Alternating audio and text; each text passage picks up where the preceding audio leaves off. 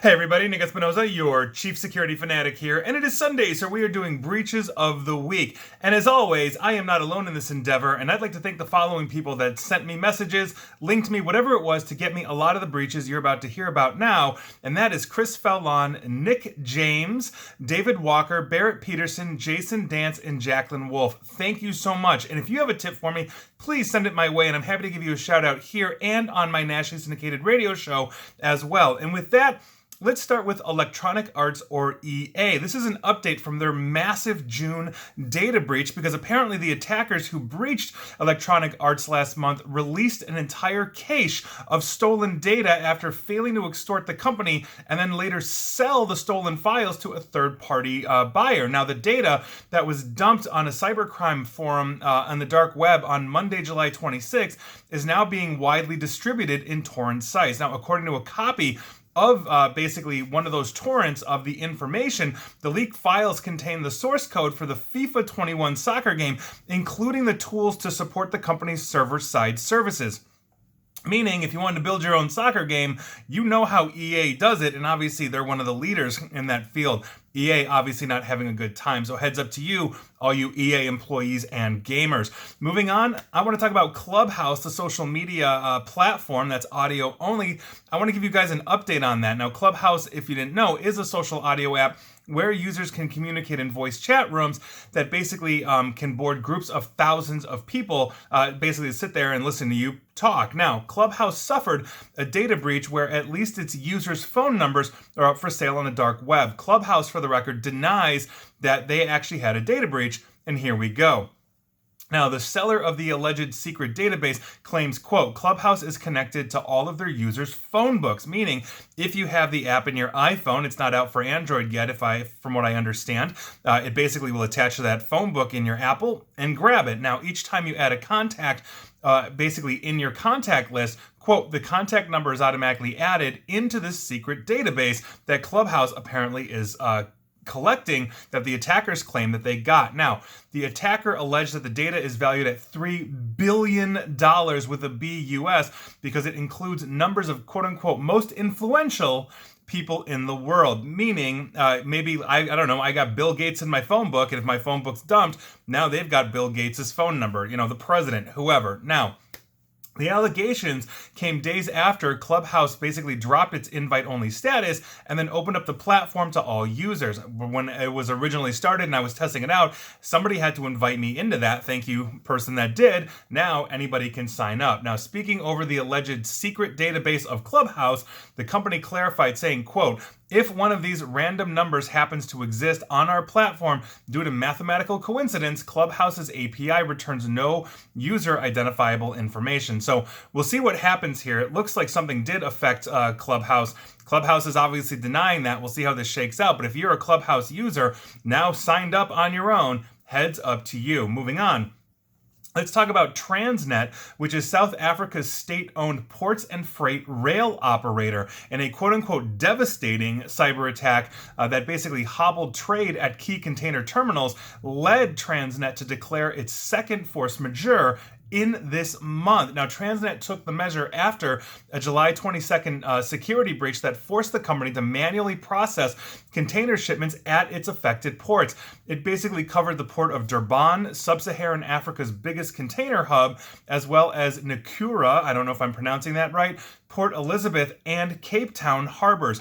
Transnet said this past Tuesday that it's made quote-unquote significant progress in restoring its computer systems, though companies including the manganese producer Assmang maintained force majeures of their own that were first declared after deadly riots erupted on July 10th and temporarily shut down key logistic arteries. Data breaches leading to riots. That's crazy. Now, the port disruptions are hurting citrus farmers in the country, which is the world's basically biggest shipper of fruits after Spain, in the middle basically of their export season, so it's the worst time for them to go down. They're also weighing on shipments from the auto industry, basically, which accounts for 14% of South Africa's total export value. Mercedes-Benz Daimler basically has a massive production facility in South Africa, which is what I believe they are talking about. So obviously, South Africa shipping right now, huge problem, not to mention I think the South African and Sub-Saharan African economies are going to see a massive hit because, quite frankly, like the Suez Canal, stuff isn't moving.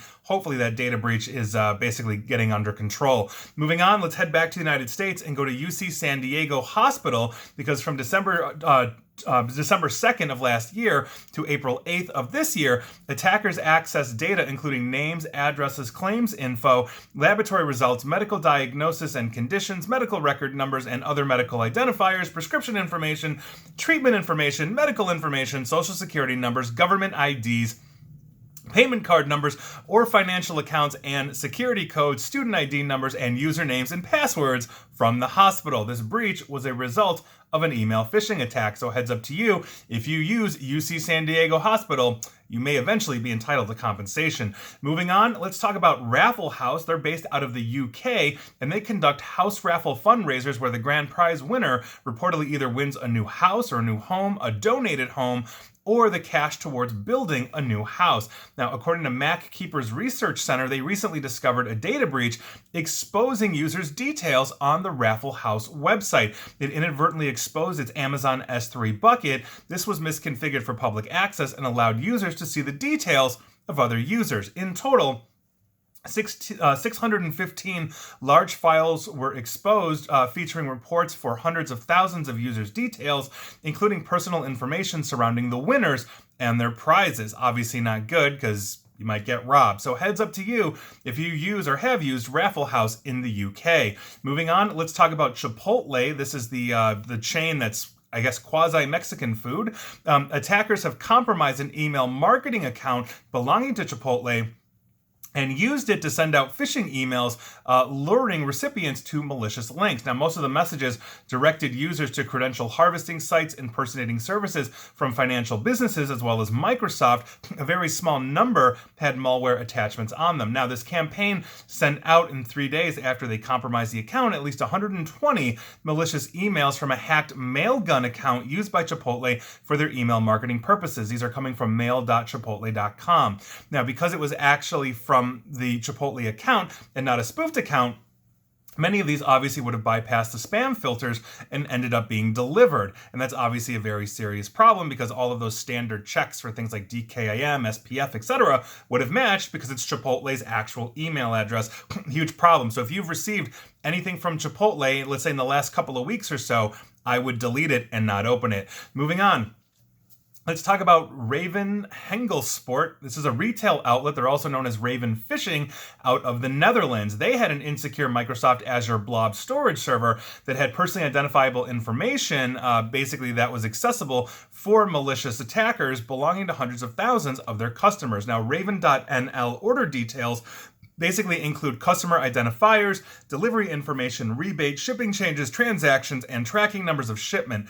Customer personally identifiable information are names, surnames, resident location, phone numbers, emails, and even titles of certain companies' clients that obviously got exposed. Now, a great amount of this information leaked on the server is customer information, with about 425,000 records being leaked. The personally identifiable information consumer data was leaked in several data rows, some even outlining the titles of the key customer companies. So, we'll see what happens, but if you use Raven.nl or Raven Hengelsport out of Netherlands, heads up. Moving on, I want to give you guys an update on Excellion. Basically, I mentioned a couple weeks ago that Guidehouse was an Excellion member, and now Guidehouse is in the supply chain of a lot. So if you used Guidehouse, you are now disclosing, and the one to disclose this past week is Cayuga Medical Center, I believe out of Ohio. So heads up to you if you use Cayuga Medical Center, because they use Guidehouse, who used Excellion, and Excellion got them breached. So Guidehouse got breached and Cayuga got breached. That's how supply chain hits work. Moving on, let's talk about Bri Life. This is the insurance arm of Indonesia's Bank Rakyat in Indonesia, or Bank Rakyat Indonesia. They basically said this past Tuesday It was investigating claims that the personal details of over 2 million of its customers had been advertised for sale by unidentified attackers. In a later statement, Bri Life said its investigation was being conducted with an independent team specializing in digital forensics and tracing. And here we go. We don't know much about this just yet, but obviously if you're a policyholder for Bri Life, heads up to you. Indonesia is one of the most populous countries in the world, so hopefully it's only contained to 2 million, which is a huge number to begin with. But obviously, I'm sure they may have more customers than that. Moving on, let's talk about Facebook, because Rhode Island's state treasurer isn't too happy with them. Now, the state retirement system is actually suing Facebook and Mark Zuckerberg, the co-founder, basically alleging that the social media giant and its leaders breached their financial duties in connection with the collection of private data on millions of users in the state of, basically millions of users in general, but obviously specifically focusing on the users in Rhode Island. And I quote the treasurer, "As treasurer, my job is to stand up for the financial well-being of all Rhode Islanders, including the teachers, first responders, and other community servants who depend on the Rhode Island Pension Fund for their retirement security." That's General Treasurer Seth Magaziner said, basically in a news release announcing the lawsuit filed by the Employees Retirement System of Rhode Island. Now, here's what's going on. Facebook user data was obtained by British consulting firm Cambridge Analytica, if you remember that back in the day, basically in the years leading up to the 2016 election. And there you go. This is what they are essentially focusing on. Now, Facebook agreed to pay $5 billion to the Federal Trade Commission for this data breach. And basically, that's a significant fine that Rhode Island alleges, quote unquote, materially impacted the value of Facebook stock and harmed Facebook shareholders, including the state retirement system. That's right. Rhode Island state retirement system basically invested in Facebook. They took a hit. Obviously not a fan of that. Now they are suing. I swear to God, this is happening this week. This isn't news from years old. The system currently holds 151,533 shares of Facebook, and we'll see what's happening, because obviously Facebook shares have rebounded, and I believe they are much higher now than they were back when that broke. So we'll see what kind of compensation they can get for that, but obviously that's a huge issue. So if you're in the state of Rhode Island and you're in their pension fund as a teacher or first responder, I guess your treasurer is fighting for you. Moving on. Let's talk about Maryland Uber drivers. And by virtue of Maryland Uber drivers, we're pretty much talking about all Uber drivers here in the United States. But let's talk about Maryland first, and you'll see where I'm going with this. Now, Maryland drivers affected by the Uber data breach may be eligible to receive $100. Not bad. Now, the news follows a multi-state lawsuit that resulted in a $148 million settlement with Uber. If you recall, in 2016 of November, Uber learned that attackers had gained access to driver's license information on approximately 600,000 of their drivers, but they didn't do it. They sat on it. They paid off the attacker. It was eventually discovered, so they reported the breach a year later in November of 2017. They basically broke the public trust. That's why I don't use Uber anymore. But in Maryland, 719 Uber drivers were impacted and may be entitled to compensation. And so I bring this up because if you drive Uber, your state may have settled with that 148 million settlement, and by virtue of that, you may be receiving some kind of compensation for that. And obviously, as this unfolds, I will bring you those states where the Attorney General start to declare these settlement agreements, and hopefully we'll keep on it. But stay tuned. Rather, every weekend for Breaches of the Week here, I will keep you up to date, Uber drivers. Now, with that, we've got a couple of different finalies for you. And the first one is SolarWinds, because we are learning just how deep the government, the US government, I should say, the federal government, was targeted here. Now, the Russian attackers who orchestrated the SolarWinds supply chain attack pivoted into the internal network of the US Department of Justice, where they gained access to Microsoft Office 365 email accounts belonging to employees at 27 state attorneys' offices. And this is according to the DOJ on a statement this past Friday. Now, among the impacted on the DOJ as what they listed, these are the attorneys' offices that were hit specifically by these Russian attackers. The Central District of California, Northern District North California, Northern District of California, District of Columbia, Northern District of Florida, Middle District of Florida, Southern District of Florida, Northern District of Georgia, the districts of Kansas, Maryland, Montana, Nevada, and New Jersey, Eastern District of New York, Northern and Southern Districts of New York, Western District of New York, Eastern District of North Carolina, Eastern, Middle, and Western Districts of Pennsylvania, Northern, Southern, and Western Districts of Texas, District of Vermont, Eastern District of Virginia, Western District of Virginia, and the Western District of the state of Washington. Now, the Department of Justice believes that the attackers had access to these compromised mailboxes basically for months between May and December of 2020. And I quote, "While other districts were impacted to a lesser degree, the Advanced Persistent Threat Group gained access to Office 365 email accounts of at least 80% of the employees working in the U.S. Attorney's offices located in Eastern, Northern, Southern, and Western districts of New York." Obviously, that's a huge thing going on because right now, as it stands, this is one of the most busiest DOJ districts or justice districts in the country, given New York City. Now, the executive office, and I continue to quote, "for U.S. attorneys has notified all impacted account holders, and the department has provided guidance to identify these particular threats." Now, in April of this year, the White House issued a formal statement blaming the Russian Foreign Intelligence Service, also known as the SVR, as being the perpetrator of the 2020 SolarWinds Orion supply chain attack, which came to light on December 7th. Now, the SVR hackers were blamed for breaching basically the Texas software company SolarWinds, inserting malware into basically an update on the Orion IT monitoring platform, and then that obviously got pushed out to at least 18,000 companies, companies, not to mention departments of the justice and other federal agencies as well.